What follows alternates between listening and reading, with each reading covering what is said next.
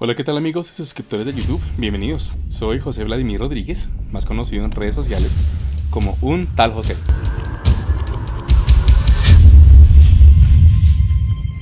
Bienvenidos. En estos días murió uno de mis personajes más admirados. Con su talento creativo formó todo el universo que nosotros hoy conocemos como el universo Marvel. Pero la historia no siempre fue de éxitos, no siempre fue de risas y millones en la cuenta. Permítanme contar la historia completa de una manera muy resumida al estilo de un tal José. Stanley Martin Liebertz nace en la ciudad de Nueva York el 28 de diciembre de 1922. Vale la pena resaltar que para el mundo católico el día 28 de diciembre es considerado como el Día de los Santos Inocentes. En Latinoamérica esta fecha se presta para hacer chistes, bromas, para contar noticias fake, entre otras. En Estados Unidos no aplica. Desde muy joven este señor Stanley decidió convertirse en escritor. Soñaba con crear cosas que llamaran mucho la atención de las masas. Pero como toda persona no siempre alcanza el éxito desde su misma juventud. A este joven, quien tuvo que estudiar y trabajar por su propia cuenta, cuando cumple 19 años tiene la gran fortuna de empezar a trabajar en una de las empresas de uno de sus primos más cercanos. Pero cuando se acaba de estudiar secundaria, igual que pasa en Colombia y en otros países de Latinoamérica, son muchos años invertidos en estudio y en capacitación, pero que a la larga no se tiene un conocimiento tal como para poder trabajar en algo serio, en algo firme o algo que genere unos buenos ingresos. Entonces lo que pasó con Stanley es que fue contratado como asistente, pero el clásico asistente de un estudio de producción de multimedia de la época, donde él era el que traía los desayunos, llevaba la ropa, ayudaba como asistente, y cuando tenía ratos libres lo ponían a corregir textos. Dado pues que tenía muy buena ortografía y le gustaba redactar, le mandaban a corregir textos. Más o menos a la edad de 19 o 20 años es cuando entra a trabajar en este estudio de su primo.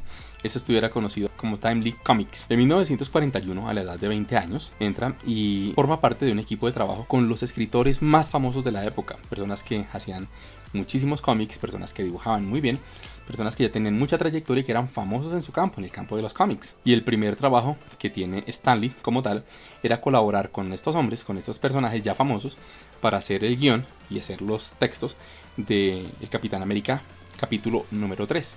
Justamente a partir de este momento, Stanley cambia su nombre por Stan Lee, porque él decía que su verdadero nombre, su nombre completo, lo iba a utilizar para una novela que lo iba a hacer muy famoso. Por tanto, él no quería que su nombre se quemara en un proyecto en el que él sabía que tenía muy poca experiencia y que según él iba a estar condenado al fracaso. Es en este capítulo del Capitán América número 3 donde se toma como símbolo del Capitán América lanzar el escudo. Hasta hoy, en las películas de Capitán América, seguimos viendo ese fenómeno. En la época de 1939-1945, los Estados Unidos se ven envueltos en la Segunda Guerra Mundial y muchas de las personas que trabajaban en ese momento en medios como radio o en el cine o incluso en los periódicos, en la prensa del momento, tuvieron que paralizar sus actividades porque fueron llamados para participar en el ejército. Stanley pues no fue que se fue a tomar un arma y a disparar, sino que él fue contratado por el ejército, o él se prestó para el ejército, donde dio sus servicios redactando textos, haciendo manuales, haciendo tutoriales y haciendo incluso caricaturas y eslogans para todas las diferentes ramas del ejército y de la Armada de Estados Unidos. Todo esto ocurre aproximadamente en el año 1942. Al terminar la guerra, en 1945, Stanley regresa nuevamente a la empresa donde estaba trabajando antes, pero esta empresa cambió el nombre y dejó de llamarse Timely Comics y pasó a llamarse Atlas Comics. Después de la guerra, la gente estaba muy desanimada, había mucha tensión en el ambiente y los superhéroes no eran muy bien vistos. Por tanto, durante 5 años aproximadamente, Stanley estuvo trabajando en este lugar, redactando textos para superhéroes también, haciendo novelas, haciendo relatos de amor y algunos relatos de ciencia ficción, por los cuales también se hizo famoso. Llega la época de 1960 y toda la libertad de cultos por un lado, toda la oleada de religiones orientales que llegan a Estados Unidos y a todas partes de América, y también el nacimiento de la época hippie, época en la que todo era cuestionado, las creencias religiosas y las creencias que por mucho tiempo se creían como los mitos, mucha gente empezó a dudar de ellos, y también esa gran liberación que hubo a nivel del rock y de la cultura pop, y todo esto llevó a que la gente no apreciara y no quisiera consumir cómics. Fue una época bastante dura para todas las empresas que se dedicaban al cómic. Es en este punto de la historia donde nace un superhéroe creado por la competencia de la empresa en la que trabajaba Stanley, y esta empresa se llamaba DC Comics. Esta empresa crea el personaje llamado Flash, que todo el mundo conoce por ser el personaje ágil y veloz. Para esta misma época de 1960, los dueños de Atlas y los dueños de DC Comics pues eran los más grandes productores de cómics, a pesar de que en ese momento casi no se consumían. Ellos, jugando golf, comparten conocimientos y experiencias y deciden que Stanley empiece a asesorar y a ser parte también de ese equipo que acompañaría y enriquecería la obra que estaba creando DC Comics. Era una manera como de supervivencia. Era tal el punto tan malo a nivel económico de Stan Lee que la misma empresa, Atlas Comics, estaba a punto de quebrar, estaba a punto de cerrar, no tenía ventas. Y es en este momento, en 1961, cuando Stan Lee, teniendo mucho trabajo, no tenía ingresos y él estaba prácticamente perdiendo su vida, perdiendo su tiempo, y entró en una profunda depresión. Es ahí en ese punto donde él empezó a escuchar muy de cerca y a sentir la compañía de su amada esposa. Su esposa le dijo, sabias palabras, permítame leerlas. Le dice: Stan Lee, debes crear el cómic que tú debes crear,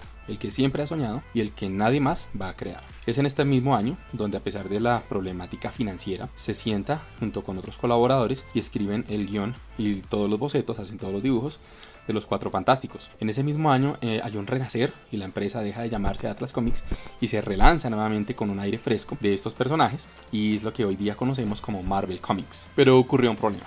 La gente ya no quería seguir consumiendo cómics. La gente estaba más pendiente del crecimiento personal, del yoga, de otras culturas, de la meditación, en fin. Y esto se volvió muy masivo. Y también en la naciente televisión, en las renovelas que habían, todo esto estaba dejando de consumirse. La gente estaba yéndose más hacia las nuevas cosas que estaban viniendo por la cultura pop. Es ahí donde Stan Lee se echa una jugada maestra en su cerebro, que fue lo que le dio el éxito a nivel global. Número 1. Él sabía que los superhéroes hasta ese momento habían sido sacados de filosofías antiguas y que tenían mucho que ver con magia y con ocultismo, y que eran prácticamente dioses habitando en la tierra que le ayudaban a la humanidad. Lo que hizo Stan Lee fue tomar a esos mismos semidioses y darles características humanas, de tal forma que él contaba sus historias contando los problemas, contando las debilidades que podrían tener estos personajes, y de esta manera fue que fueron aceptados en el público general, llevando a Marvel Comics hasta donde hoy día lo conocemos como Marvel, creando personajes que, aunque son fuertes, que aunque son muy grandes, que aunque son sobrenaturales, aún tienen cosas de debilidad.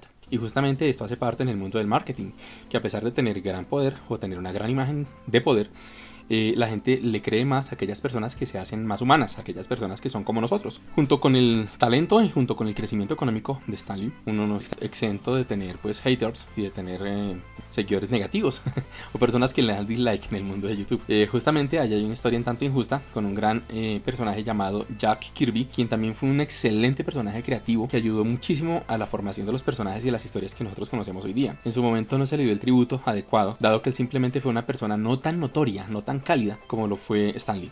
Curiosamente, es este personaje, Jack Kirby, quien dibuja y quien le da forma a todos los personajes que nosotros hoy día conocemos. Pero esos personajes eran sueltos, no tenían pies ni cabeza. Entonces, la gran sabiduría de Stan Lee, lo que lo hizo realmente exitoso, es que él tomó todas estas historias y las logró simplificar para que las historias fueran creíbles y fueran muy humanizadas. Stan Lee, junto con Jack Kirby, crean lo que en su momento fue conocido como el método Marvel para la creación de contenidos, caricaturas y cómics. Este modelo se conoce hasta el día de hoy como el Marvel Way, el cual consiste, número 1, en que Stan Lee hacía una sinopsis general de toda la historia, hacía unos pequeños bocetos de cómo iniciaba, cómo era el nudo, cómo se desenlazaba, y le entregaba esto a dibujantes. Y este equipo de dibujantes eran los que se encargaban de manera creativa de darle forma a toda la historia. De esta manera lograban armar cientos de historias en semana o por mes, y de esta manera lograron invadir el mercado de cómics creando diversos personajes, muchas revistas y mucho marketing gracias a esta gran habilidad que pasaba, que las historias creadas por Marvel Comics tenían ese componente tan creativo de los dibujantes y todo el englobe de la historia manejado muy desde arriba.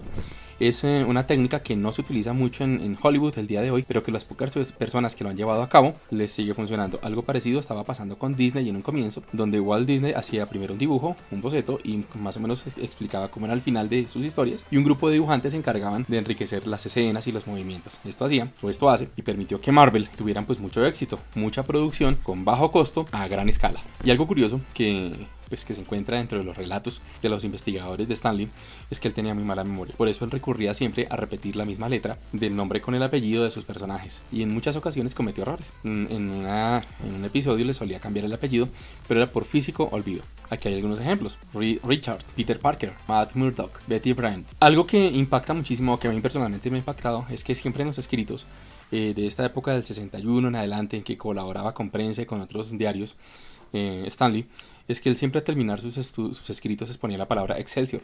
Posteriormente, cuando empezó a aparecer en radio y también en televisión, y también curiosamente en un programa de televisión que hizo con la cadena History Channel llamado Los Superhumanos Reales, él siempre al terminar sus capítulos o sus intervenciones donde él hablaba, al final siempre utilizaba una sonrisa y decía la palabra Excelsior. Investigando un poco sobre la palabra Excelsior, resulta que esta fue sacada del escudo de armas de la ciudad de Nueva York, y según palabras del mismo Stan Lee, que publicó en 2010, ya les pongo aquí el tweet, él dice lo siguiente: finalmente, ¿qué significa Excelsior? Hacia arriba y hacia adelante siempre. más una gloria superior. Es lo que les deseo a ustedes acabando de hacer este tweet. Este personaje, a pesar de ser tan famoso, ser tan rico, de tener tanto éxito, nunca dejó de ser una excelente persona, y eso es lo que yo más destaco. Obviamente, cuando hay competencia entre empresas, siempre se trata de ridiculizar al otro o de atacar fuerte. Todo lo contrario, incluso con los haters, a las personas que le hacían los dislikes de la época a este creativo, los que hablaban mal de él en la prensa, los que escribían libros y hacían documentales hablando mal de él, Stan Lee nunca habló mal de ellos, todo lo contrario, exaltaba su labor, los apreciaba, les hablaba con respeto, les hablaba siempre con consideración, lo que le dio la oportunidad de ser considerado como el creativo más viejo, más longevo, el creativo más amable y formal de todos. Y esto se ve reflejado en la numerosa cantidad de cameos en los que él participó, entendiendo cameo como esas breves apariciones tanto en los cómics como en las películas. Aquí dejo un breve recorrido por todas esas cameos y apariciones que tuvo Stan Lee. Algo que es de destacar es que no siempre se tiene el éxito y no siempre se tiene la gloria. No por haber empezado tan joven y haber sido tan exitoso a los 19 años le garantizó una vida de facilidad o una vida de comodidad. Él con su esposa pasaron muchas dificultades más en esa época, cuando ya la gente no creía en esa industria del cómic. Yo me pregunto qué hubiera pasado si él hubiera desistido, si se hubiera cambiado de campo. ¿Qué hubiera pasado si él hubiera estado solo y no hubiera tenido una esposa al lado que lo hubiera motivado para que él sacara sus personajes que él tenía más adentro? Gracias a haber escuchado el consejo y gracias a no haber cambiado en su momento, sino haber seguido trabajando más a fondo hacia lo que era su vocación y su llamado, es que pudo llegar a los 95 años siendo todo un personaje, siendo no solamente millonario, sino reconocido, y yo pienso que él murió feliz. A él un tributo, a ustedes un profundo agradecimiento por llegar hasta acá, y gracias por rescatar estas breves enseñanzas que nos dejó Stan Lee. A todos, muchas gracias. Y nos vemos pronto. Ya saben que si les gustó este video, dale like. Si no, también. En la parte de abajo está el botón para que se suscriba, es totalmente gratis. Y allá abajito está también la campanita para que también, pues, reciba las notificaciones. Un abrazo, yo soy un tal José. Shalom, Urahot.